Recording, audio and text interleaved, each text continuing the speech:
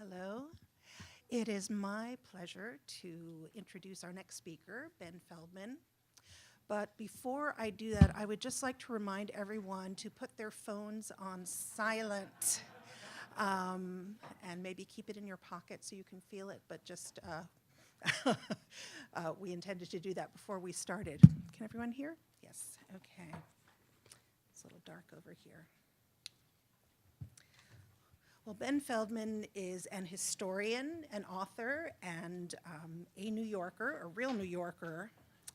And he has a gift for uncovering some of the most provocative and colorful characters from New York's past. And I just want to read a couple of names of books that he's published in the past.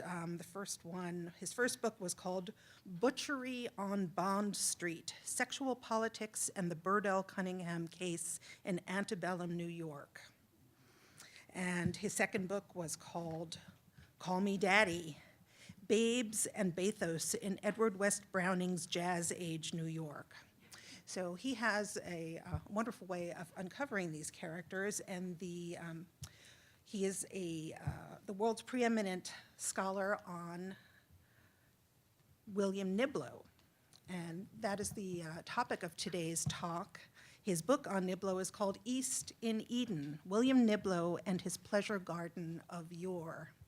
And I know that Ben is probably going to speak about this, but Ben himself impersonates William Niblo. Every year since, I think, 2012, he has held something called A Night at Niblo's Garden in Brooklyn's Greenwood Cemetery, which is where Niblo and his wife repose. And I'm very pleased to welcome him to our stage tonight. Okay. Here you go.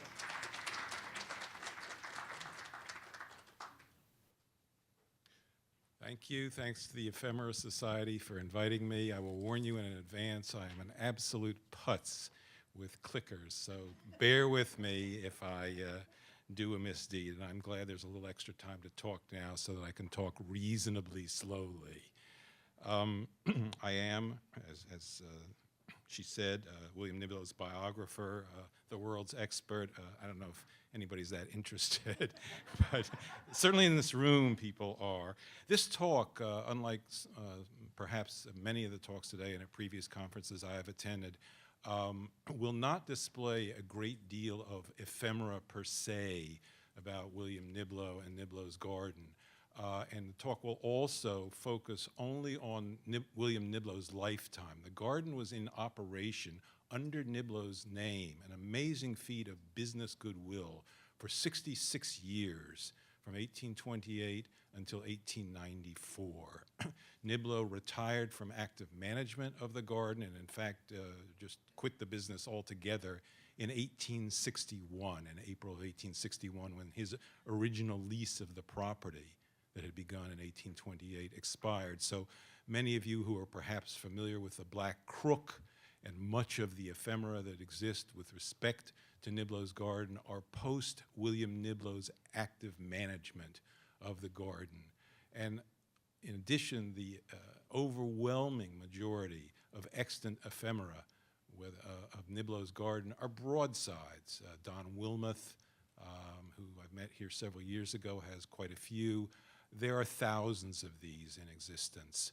There's very, very little else. You can get a ticket occasionally.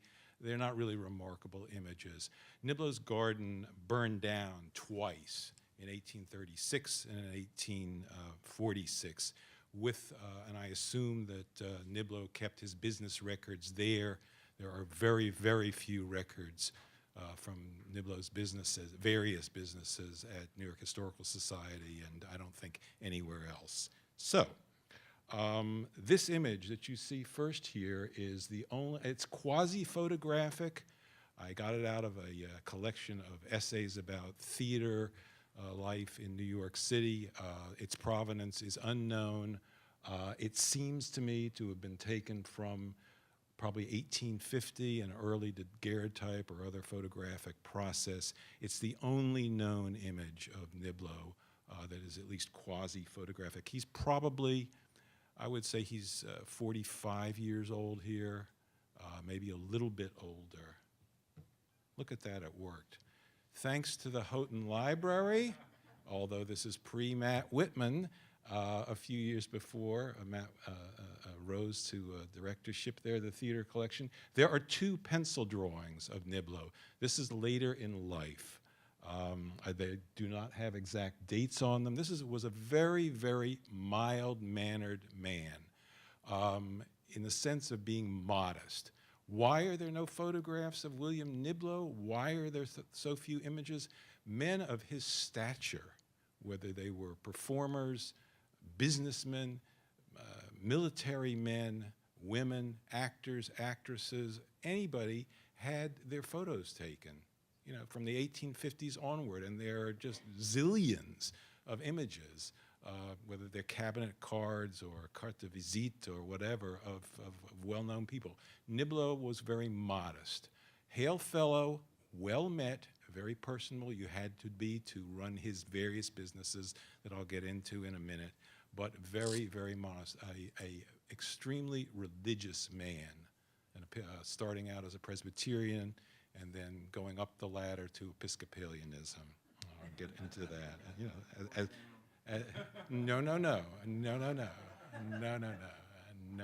No, sir.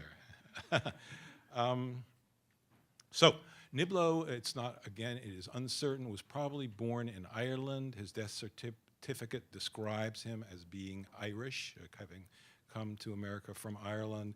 The name Niblo is a Scots-Irish name. I know several people in Great Britain who have that last name, who are blood relatives after many, many generations of the Niblo family. But he probably came from Ireland, probably arrived in America around 1800, probably with his mother, perhaps with his father. His first employment, of course, lived in Lower Manhattan. His first employment that I know of was at David King's Porterhouse on Sloat Lane, which we now know as Beaver Street downtown, where Delmonico's was for so many years. He worked there as a tavern boy and etc. He made the acquaintance of David King's daughter, Mary King. And in 1813, William Niblo, who was not 20 years old yet, struck out on his own. By the way, here's the other pencil sketch before I go on. Niblo struck out on his own, and he opened the Bank Coffee House. What you see here is an image. The bank obviously is in the foreground here. To its left is a structure which was Frederick Phillips's home. Frederick Phillips, I don't know, there were at least 3 generations. Phillips was a Tory. The house was confiscated during the American Revolution. Years later, Niblo, he didn't acquire title to it as far as I can tell. He leased it, and he opened a coffee house. And I think most of you know that coffee houses were not Starbucks back in those days. They were hostelries, they were taverns, banquets were held in private rooms, political meetings. And Niblo opened the Bank Coffee House here, and it was tremendously successful because he was a very personable individual, albeit quite modest. He went on to open a second Bank Coffee House in Greenwich Village during the years in the early 1820s when yellow fever caused the development, the migration of people from downtown, at least in the summers, to Greenwich Village. A second Bank Coffee House was opened there.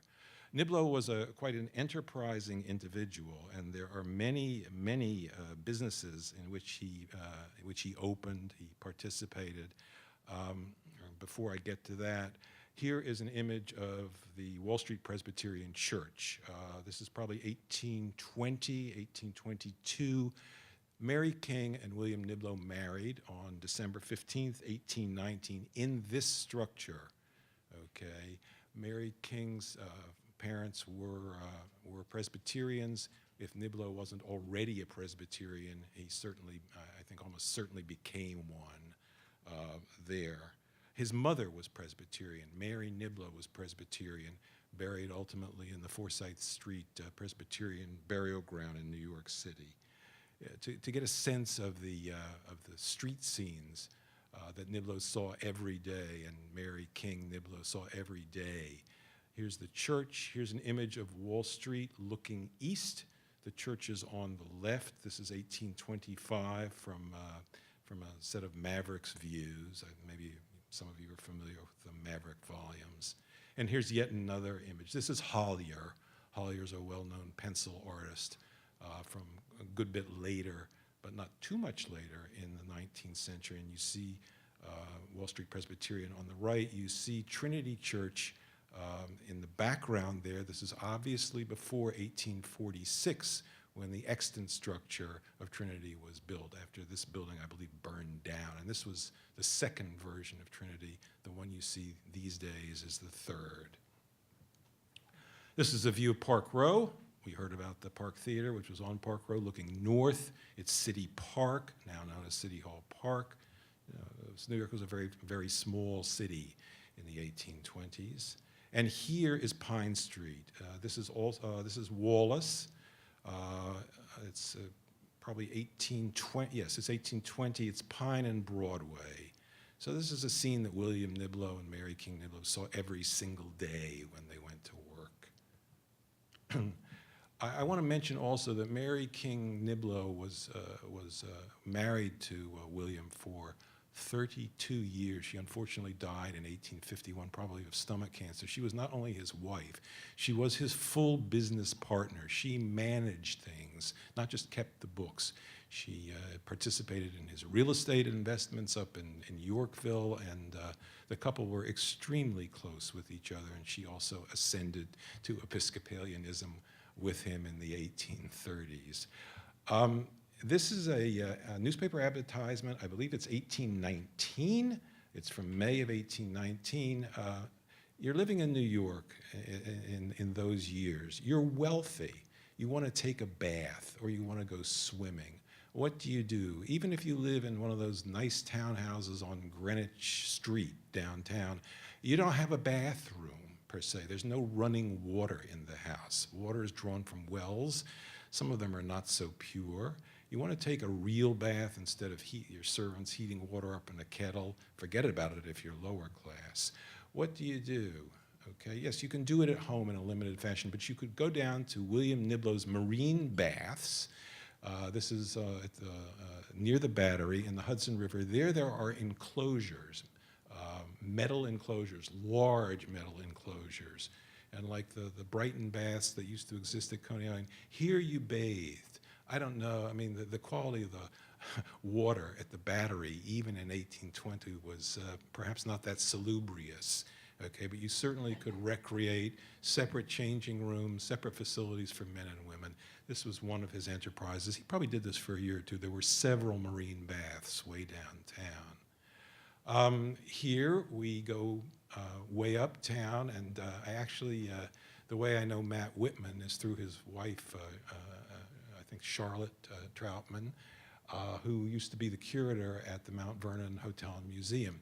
In 1821, William Niblo took over, under a one-year lease, a structure, a pair of structures, which had been known formerly as Mount Vernon. Mount Vernon was built in 1799, approximately, probably by Stephen Smith, although there's some controversy about it. It was a large mansion with a small racehorse ground. There were overnight rooms. You could use it as a day spa. There was croquet.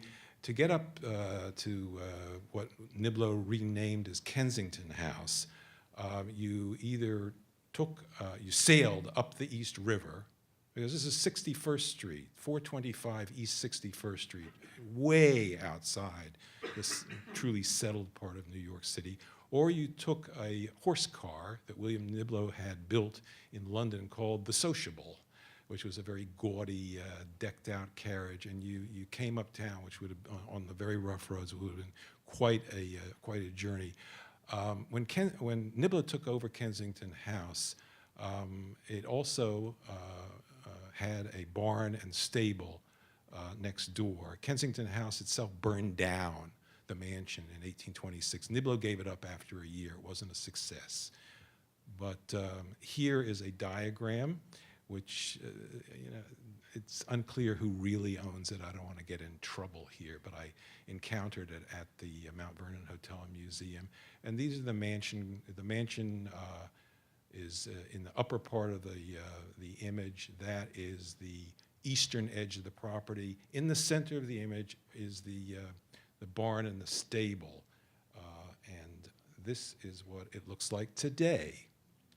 Okay, you can visit this place. 1799. The Colonial Dames of America is in a similar, well, in at least a Manhattan schist structure immediately to the right, to the west of this structure, with its auditorium, et cetera. But this is a museum now, the Mount Vernon Hotel Museum. It's never crowded. It's been,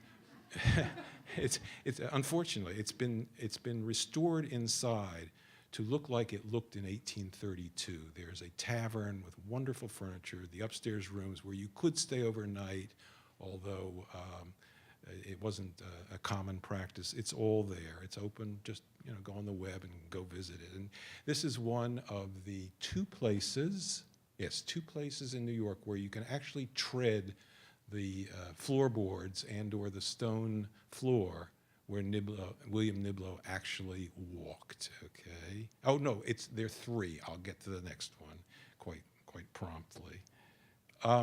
Niblo was a concessionaire. The Bank Coffee House and its spawn were tremendously popular. So in addition to running these coffee houses and conducting green turtle soup banquets there when they'd bring a 200-pounder in from the South Seas, Niblo got involved in a race. Okay, this is May of 18, yes, it's May 27th, 1823. This is American Eclipse, okay? American Eclipse was a racehorse owned by wealthy northern racehorse owners. On May 27th of 1823, a race was held at the Union Course in Woodhaven, New York, which is Long Island, but it's Queens now, okay? 50,000 people attended this race, and just think about it. To get to Woodhaven from the south, because American Eclipse raced against Sir Henry, who was sponsored by Southern plantation owners. 50,000 people traveled, many of them from the south, to see this race. I mean, New York City in 1823 is a city of maybe 250,000 people. Niblo had the right to provide concessions there. Okay, set everything up, tents, etc. And also his messengers, pony messengers, brought the news of the northern victory of this race down the East River shoreline, over on a ferry, broadsides put up, newspapers, people found out about the race. Remember, no telegraphs. So Niblo was responsible for both being the concessionaire and getting the news out to the general public. Here's an image of the race. That doesn't look like 50,000 people, but there are contemporary accounts, and probably quite accurate. Here we have two images of Niblo's garden. Niblo sold the Bank Coffee Houses in 1828 and acquired a lease to a piece of property bounded by Houston and Prince, Broadway, and Crosby streets, okay? And it had been used as a military parade ground in former years. It had been used as a female equestrian academy. There had been a circus there immediately prior to Niblo's acquiring the leasehold, and there was an amphitheater on the site. What you're looking at are two images. I believe they're from a Valentine's Manual edition, but they've been reprinted, and these are the kinds of things that are reprinted and reprinted and reprinted. The lower image is the earlier one. It's misidentified as being from 1848. As a matter of fact, in 1848, Niblo's garden was still a reconstruction site because it had burned to the ground in 46. That 1848 date, which should be no later than 1836, belongs to the top photo, okay? The top photo is Niblo's garden as it appeared immediately prior to the fire of 1836. The bottom photo shows Niblo's garden, or what would be Niblo's garden, when he acquired the leasehold in 1828. These are two townhouses, 576 Broadway, and I don't know if it's 574 or 578, In 576, a gentleman named James Fenimore Cooper lived for many years before he decamped to Cooperstown. So that's somewhat of the history of the property. In the upper print, you see the official entrance to Niblo's Garden on Broadway, which changed and changed and changed over the years and burned to the ground in 1836. Niblo was by far the best-known pleasure garden operator in New York City. Many of you perhaps are familiar with the Jacksons' wonderful book about the pleasures of London. She spoke here, Mrs. Jackson spoke here a number, I think the first conference I came to here, and that's how I got intrigued, and I met Don Wilmuth and got intrigued with, besides my tenure at Greenwood, as it were, is how this whole thing came together about 4 years ago. And if you look at the pleasures of London, you'll find out about pleasure gardens that are, first one founded in London in 1661. Okay, they came to America in the 1790s.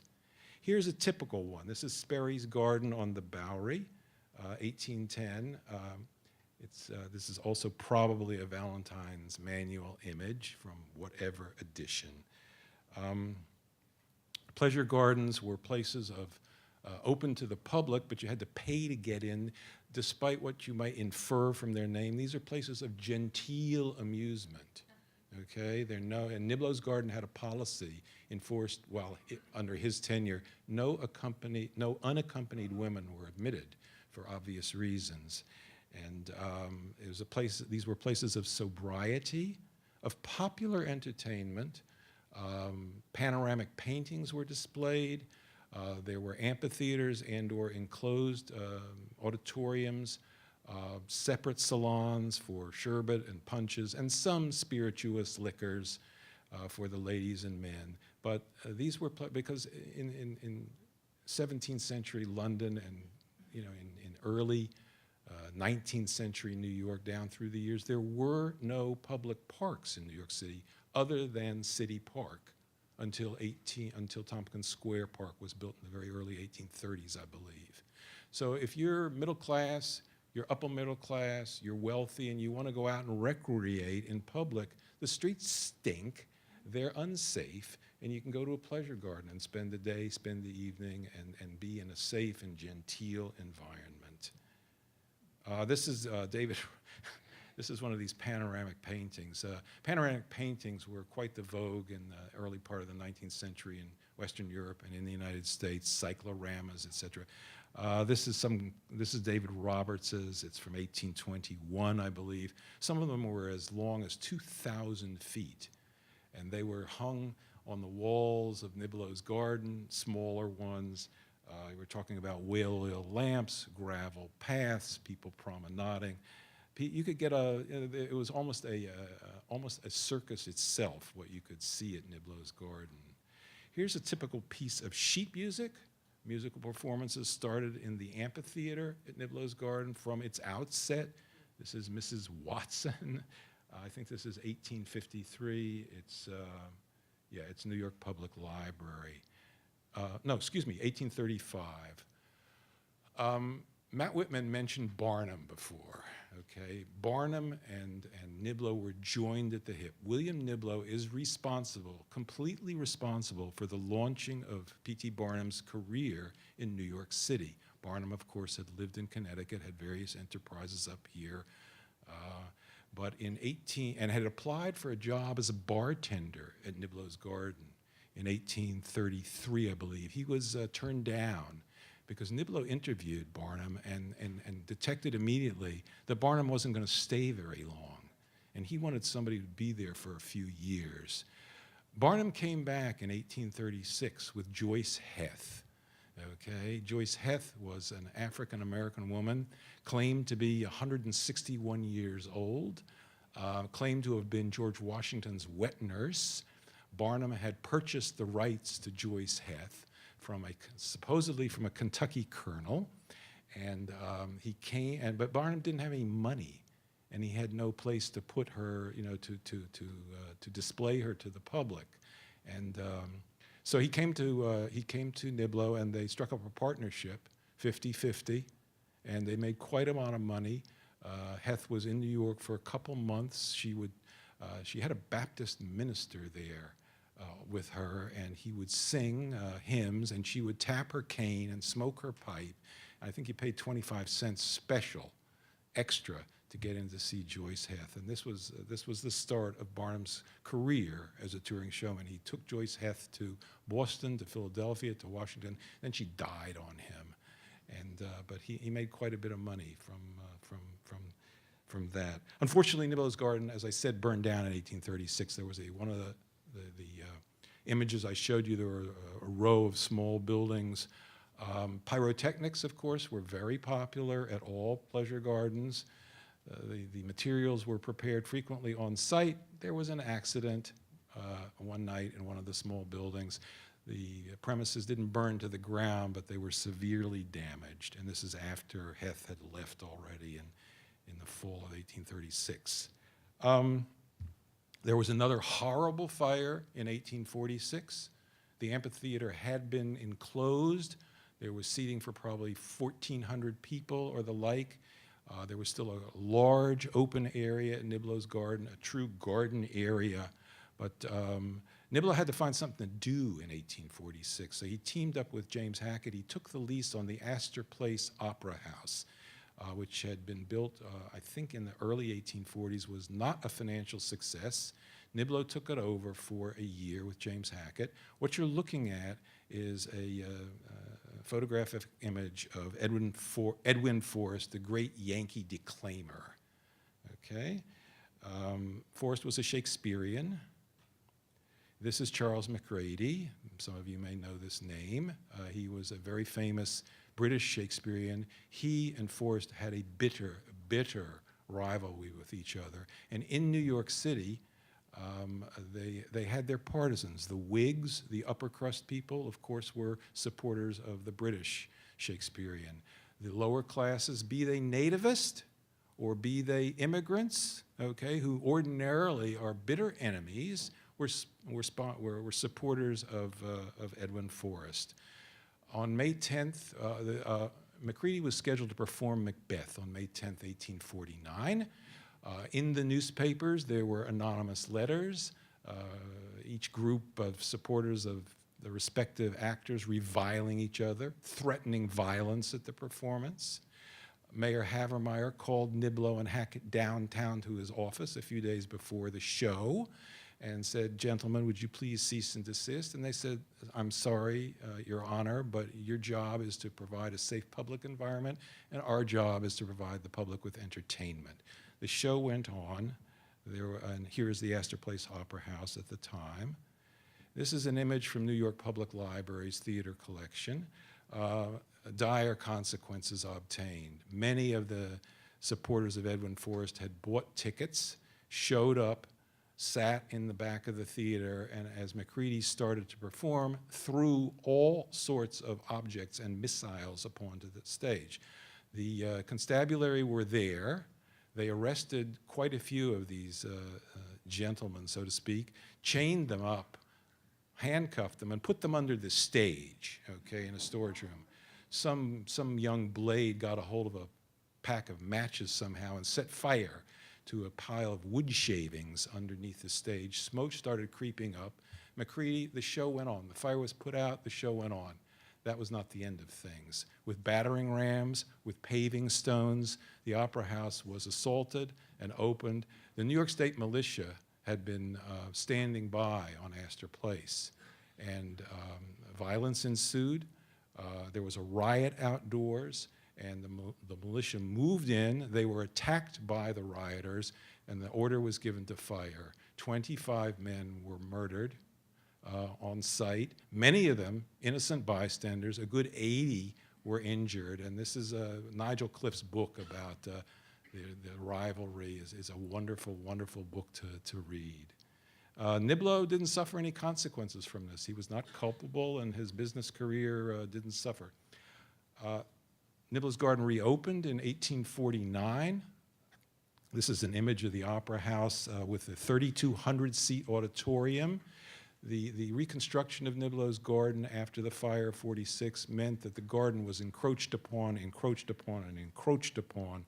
But this is what the stage looked like. There was circus, there was opera, all kinds of large-scale entertainment there. Here is a typical broadside. This is 1853.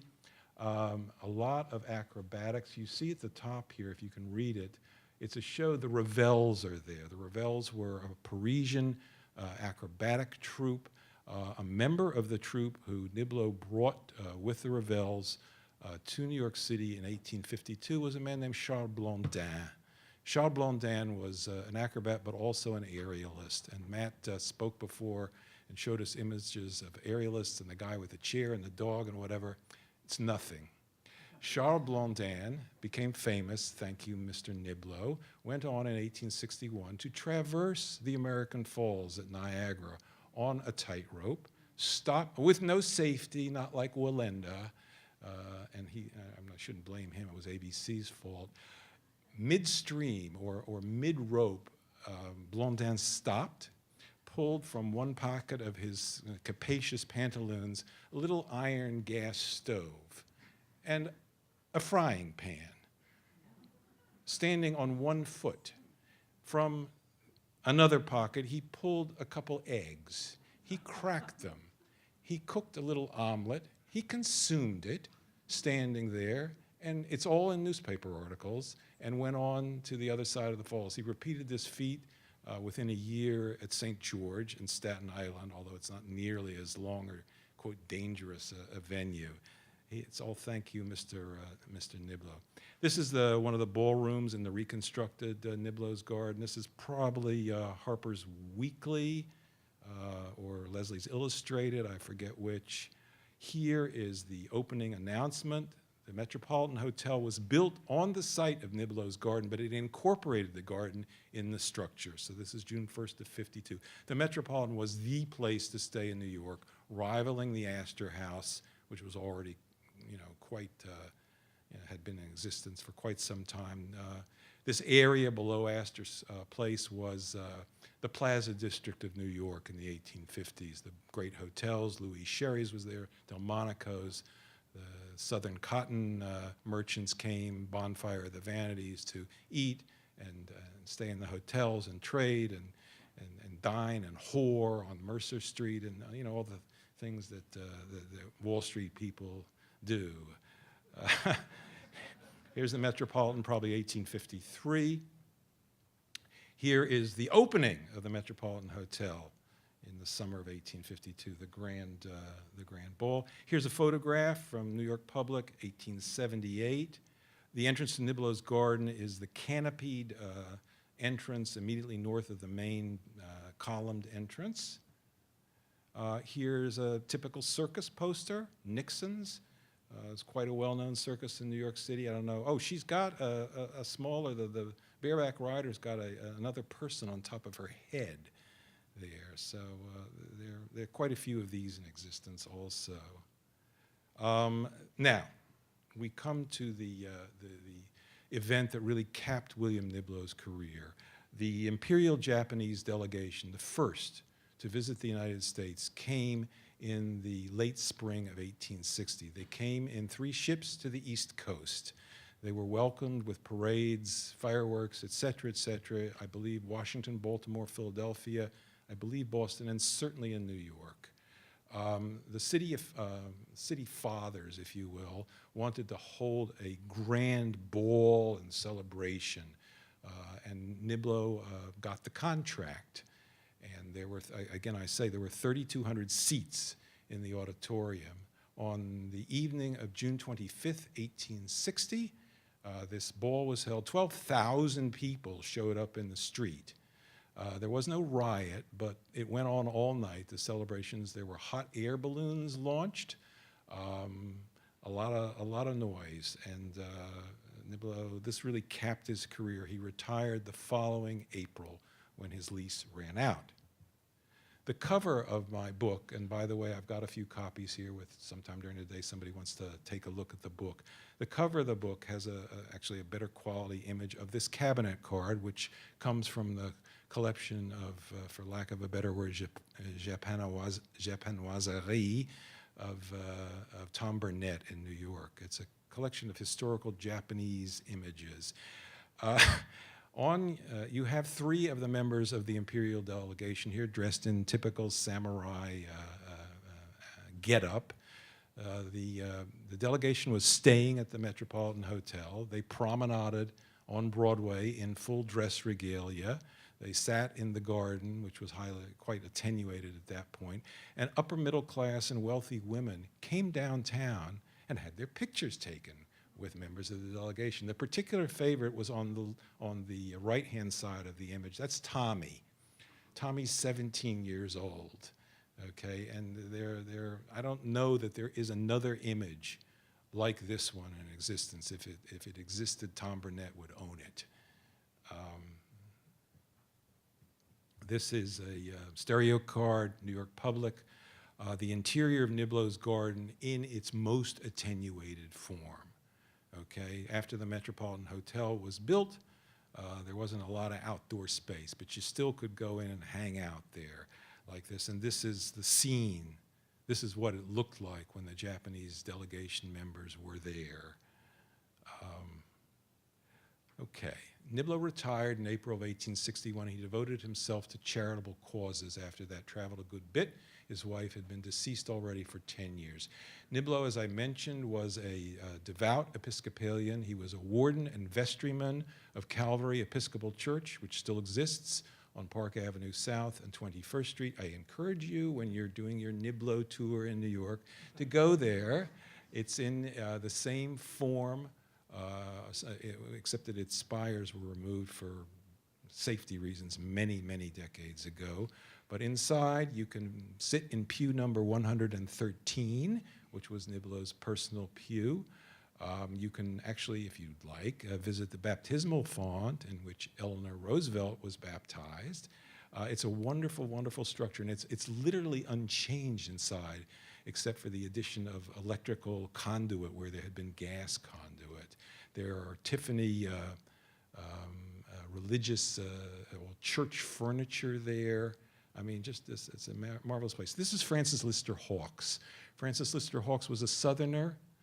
He was pastor at Trinity Church for approximately 12 years. It ended in 1862 when he refused to hoist the Union flag over the church and was ousted, much to the chagrin of Mr. Niblo. He and Niblo were very, very close. The next image, some of you may recognize. You know whose this is?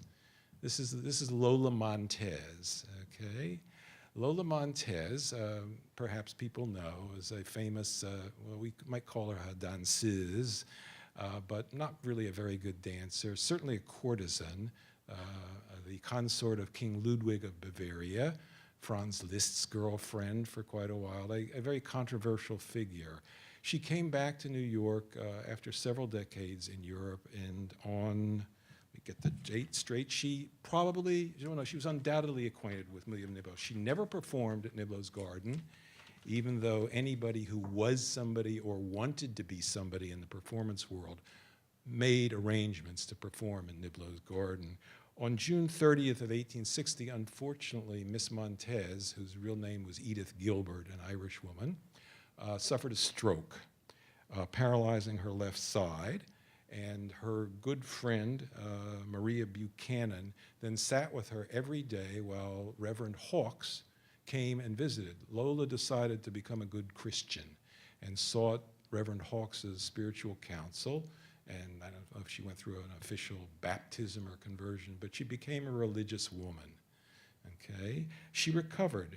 She was probably introduced to Reverend Hawkes by William Niblo. I can't imagine how she would have picked Reverend Hawkes otherwise, and she recovered a good bit.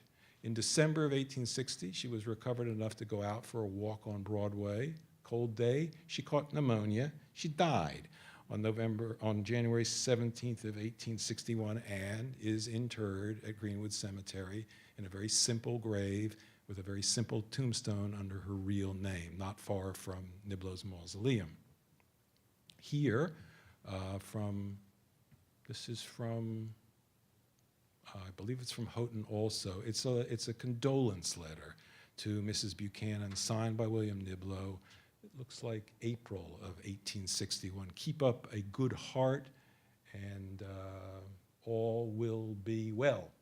God bless. Yours, William Niblo. So that's the end of the Lola Montez story there.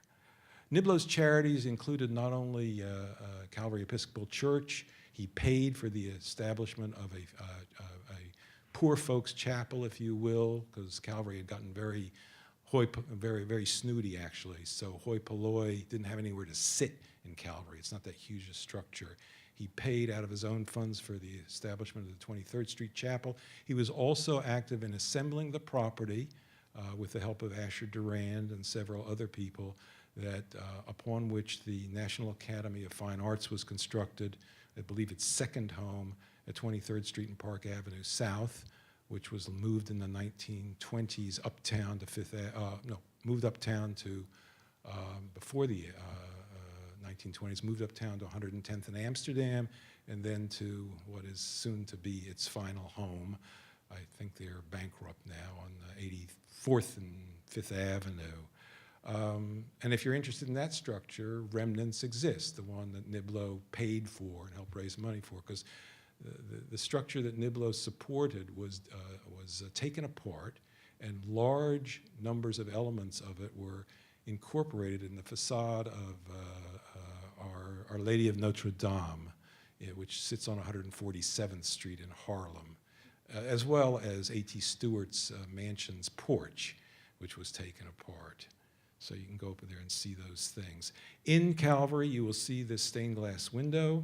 It's donated by William Niblo. It's dedicated in memory of his good friend, Reverend Hawks. You can see Niblo's name at the bottom.